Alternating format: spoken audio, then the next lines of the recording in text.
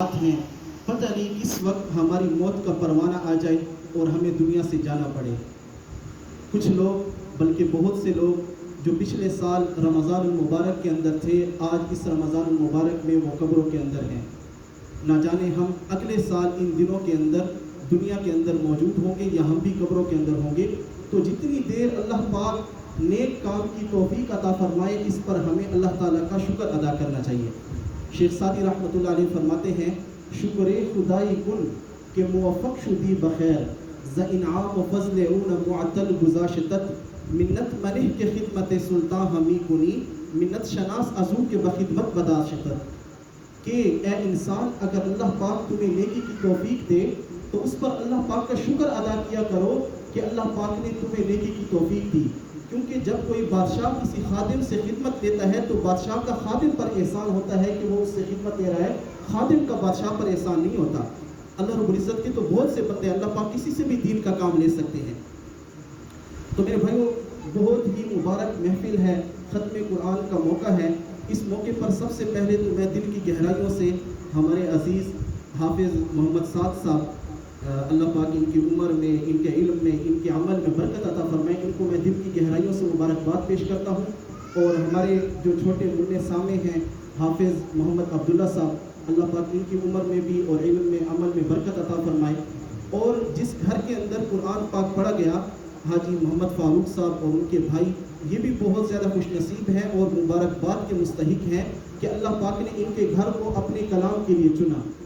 دیکھیں، یہ تو آپ لوگوں نے دیکھا ہوگا نا، کچھ لوگوں کی بیٹھ کے اور کچھ لوگوں کے جو گھر ہوتے ہیں وہ موسیقی کے پروگراموں کے لیے استعمال ہوتے ہیں۔ تو کیا وہ گھر برابر ہو سکتے ہیں کہ جس گھر میں موسیقی ہوتی ہو اور وہ گھر کے جس کے اندر قرآن پاک پڑھا جاتا ہو؟ تو یہ بھی مبارکباد کے مستحق ہے کہ اللہ پاک نے ان کے گھر کو اپنے کلام اللہ شریف کے لیے پسند فرمایا۔ میں قرآن پاک کی عظمت کے بارے میں چند باتیں گزارش کرتا ہوں، اس کے بعد انشاءاللہ حضرت قاری عبدالرحمن صاحب تشریف لائیں گے تو وہ دعا کروائیں گے۔ میرے بھائیوں، قرآن پاک کے ساتھ جو ہمارا تعلق ہے یہ رمضان المبارک کے مہینے میں زیادہ ہوتا ہے، پورا سال بہت کم ہوتا ہے۔ قرآن پاک کے الفاظ پر محنت کرنا، قرآن پاک کے معانی پر محنت کرنا، قرآن پاک کو اپنی زندگی کے اندر لانا، اس کی مستقل محنت کی ضرورت ہے۔ میرے بھائیوں، اللہ پاک نے شروع قرآن میں فرمایا ہے، الف لام میم ذالک الکتاب لا ریب فیہ۔ جو حضرات عربی جانتے ہیں ان کو پتہ ہے کہ ھذا کا معنی ہوتا ہے یہ کتاب، اور ذالک کا معنی ہے وہ کتاب۔ لیکن اللہ پاک نے یہاں پر فرمایا یہ ایسی کتاب ہے کہ جس کے اندر کوئی شک نہیں ہے۔ تو اللہ پاک یہ لفظ استعمال فرماتے ھذا الکتاب لا ریب فیہ، لیکن اللہ پاک نے فرمایا ذالک الکتاب لا ریب فیہ۔ اس کا مطلب کیا ہے؟ اس کا مطلب یہ ہے کہ یہ بہت اونچی شان والی کتاب ہے جس کے اندر کوئی شک نہیں ہے۔ تو اس اونچی شان والی کتاب کے ساتھ جو بھی جڑے گا، اللہ پاک اس کی شان کو بلند فرما دیں گے، اور جو اس کلام اللہ شریف کو پیٹھ پیچھے پھینکے گا، یہ کلام اللہ شریف اس کو دنیا کے اندر بھی ذلیل کر دے گا اور آخرت کے اندر بھی وہ ذلیل ہوگا۔ تو میرے بھائیوں، اس وقت مسلمانوں کی جو پستی کے اسباب ہیں، مسلمانوں کی پستی کے جو وجوہات ہیں، اس کے اندر بنیادی بات یہ ہے کہ ہم نے کلام اللہ شریف کو چھوڑ دیا ہے۔ قرآن پاک میں اللہ پاک فرماتے ہیں وَاعْتَصِمُوا بِحَبْلِ اللَّهِ جَمِيعًا۔ اب اللہ کی رسی کو مضبوطی سے تھام لو۔ اللہ کی رسی کیا ہے؟ حدیث پاک کے اندر آیا ہے هُوَ حَبْلُ اللَّهِ الْمَتِينُ، اللہ تعالیٰ کی رسی قرآن پاک ہے۔ اب اللہ پاک قرآن پاک کو دوسرے ناموں سے بھی پکارتے ہیں، یہاں پر اللہ پاک نے قرآن پاک کو رسی کیوں فرمایا ہے؟ اس بات پر ذرا غور کرنے کی ضرورت ہے۔ میرے بھائیوں، ایک آدمی جب ڈوب رہا ہوتا ہے اور کوئی آدمی اس کو بچانے کے لیے اس کے پاس رسی پھینکتا ہے تو اس کی سب سے بڑی کوشش ہوتی ہے کہ چاہے جو بھی ہو جائے میرے ہاتھ سے رسی نہ چھوٹے۔ اس کا قرض ضائع ہوتا ہے، اس کے پیسے پانی کے اندر ضائع ہوتے ہیں تو اس کو اس بات کی پرواہ نہیں ہوتی۔ اس کا موبائل 1,00,000 1,50,000 کا ضائع ہوتا ہے تو اس کو اس بات کی پرواہ نہیں ہوتی۔ وہ کہتے ہیں رسی کو پکڑنا سب سے زیادہ ضروری ہے۔ اللہ پاک ہمیں حبل اللہ کے لفظ کے ساتھ اس بات کا پیغام دینا چاہتے ہیں کہ دنیا کے اندر قرآن پاک کے مطابق زندگی گزارنا سب سے زیادہ ضروری ہے۔ اگر تمہاری زندگی کے اندر کلام اللہ شریف کے مطابق تمہاری زندگی ہوئی، تمہارا کاروبار کے اندر تھوڑا سا نقصان بھی ہو گیا تو بھی تم کامیاب ہو۔ بظاہر تمہیں کوئی اور نقصان نظر آیا کوئی بے چینی نظر آئی، لیکن پھر بھی تم کامیاب ہو، کیوں؟ کیونکہ تم نے رسی کو تھام لیا۔ تو اس لیے میرے بھائیو، ہم نے اس رسی کو اپنی زندگی میں مضبوطی سے تھامنا ہے۔ یہ وہ رسی ہے جو دنیا کے اندر بھی ہمیں کامیاب کرے گی، اور یہ وہ رسی ہے جو آخرت کے اندر بھی ہمیں کامیاب کرے گی۔ آج تک جس نے بھی قرآن پاک کے ساتھ اپنی دوستی لگائی ہے، کبھی بھی وہ ناکام نہیں ہوا، اور نہ اللہ کی قسم قیامت تک کوئی قرآن پاک کی وجہ سے ناکام ہوگا۔ اللہ پاک اپنے کلام پر محنت کرنے والوں کو دنیا میں بھی ایک حیات طیبہ عطا فرماتے ہیں، اور آخرت میں بھی اللہ پاک ان کو درجات دیں گے۔ ایک واقعہ آپ حضرات نے شاید سنا بھی ہو، مفتی سرور علی خان صاحب رحمۃ اللہ علیہ ہمارے پاکستان کے کتنے بڑے مفتی صاحب تھے۔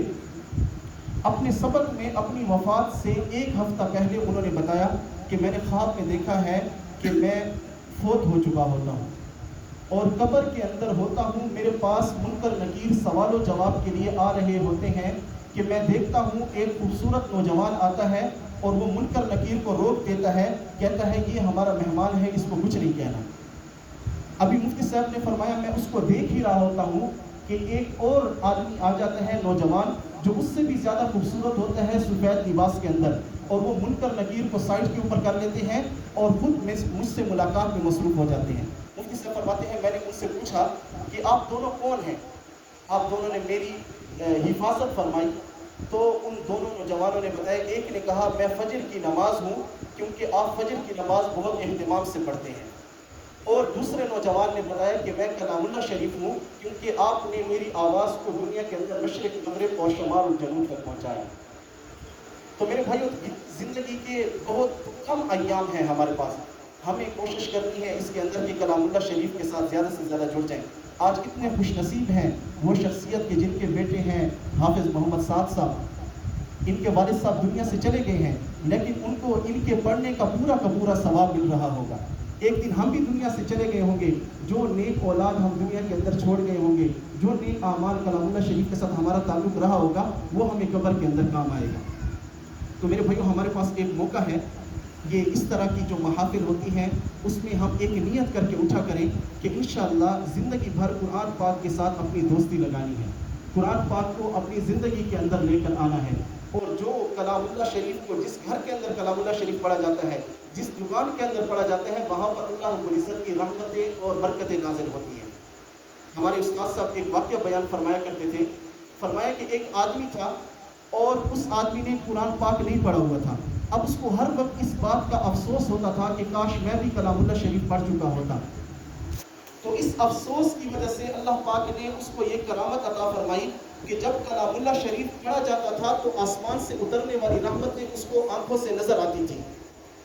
تو ایک مرتبہ کوئی بچہ جو کہ حافظ قرآن تھا اور تلاوت کر رہا تھا، وہ آدمی پاس بیٹھا، اس آدمی کی تلاوت، اس بچے کی تلاوت سن رہا تھا۔ جب اس بچے نے غلطی کی تو اس بابے نے کہا کہ آپ نے غلطی کی ہے، یہ جگہ ایسی نہیں ہے۔ لوگ بڑے حیران ہوئے، جو اساتذہ کرام بیٹھے ہوئے تھے، انہوں نے کہا کہ اس نے تو کلام اللہ شریف پڑھا ہوا بھی نہیں ہے، پھر بھی اس کو کیسے پتہ چلا کہ اس نے غلطی کی ہے؟ تھوڑی دیر وہ مزید تلاوت کرتا رہا، یہاں تک کہ ایک اور جگہ پر غلطی کی تو اس بابے نے پھر کہا کہ آپ نے یہاں پر غلطی کی ہے۔ جب پوچھا گیا کہ آپ کو کیسے معلوم ہو جاتا ہے، آپ نے تو قرآن شریف پڑھا ہوا بھی نہیں ہے، اس نے کہا مجھے بہت زیادہ افسوس تھا کہ میں نے کلام اللہ شریف نہیں پڑھا ہوا، اللہ پاک نے اس افسوس کی وجہ سے مجھے یہ کرامت عطا فرمائی ہے کہ جب تلاوت کلام پاک کی جاتی ہے تو رحمت جو اترتی ہے میں اپنی آنکھوں سے اس کو دیکھتا ہوں۔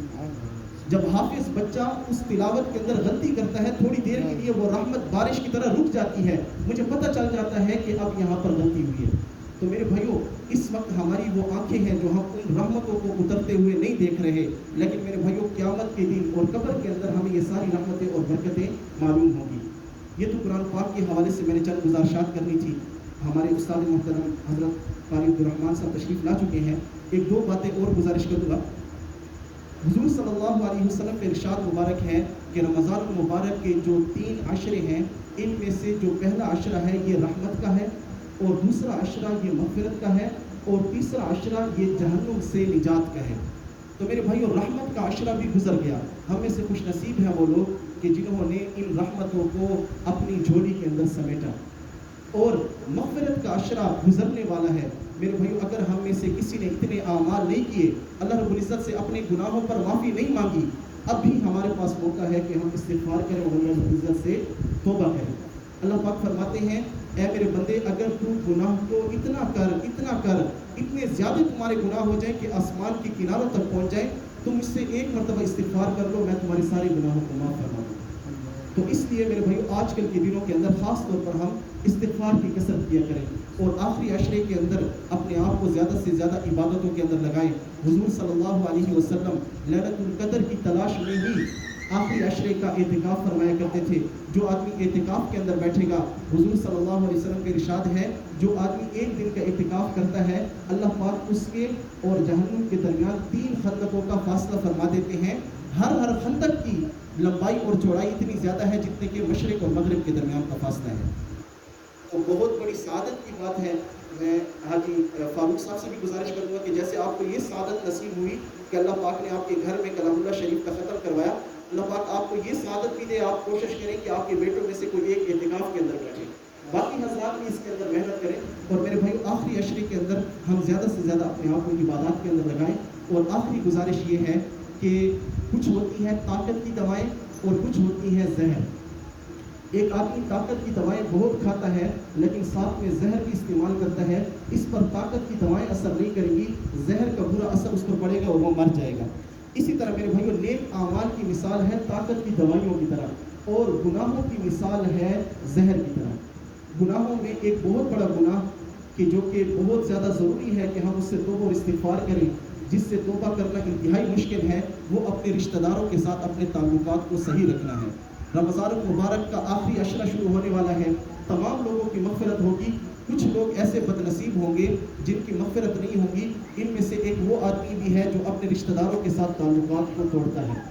تو اگر ہماری کسی رشتہ دار کے ساتھ لڑائی ہے، چاہے ہم حق کے اوپر ہوں، وہ غلطی پر ہو، پھر بھی ہم اللہ رب العزت کی رضا کے لیے اس کو معاف کر کے اس کے گھر خود چل کر جائیں، کیونکہ میرے بھائیوں میری اور آپ کی مجبوری ہے، ہم نے جنت کو حاصل کرنا ہے۔ جنت کے حصول کے لیے ہمیں چاہے کسی سے معافی بھی مانگنی پڑے پھر بھی اس کے اندر خسارہ نہیں ہے۔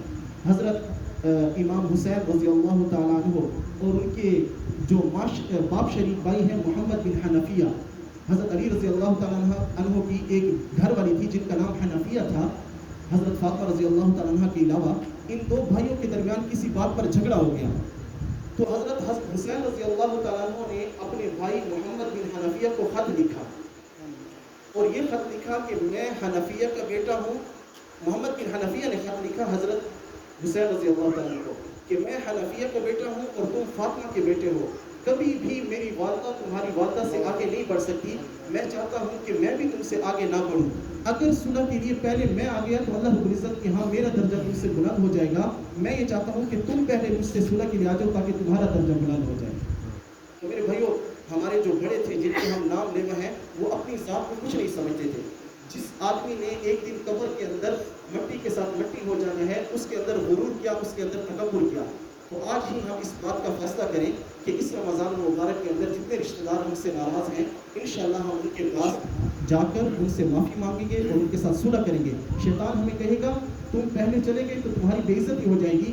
ہم اللہ رب العزت کے اور اللہ کے حبیب صلی اللہ علیہ وسلم کے اقوال کو یاد کریں کہ جو اللہ کے لیے اپنے آپ کو نیچا کرتا ہے اللہ پاک اس کو بلند فرماتے ہیں۔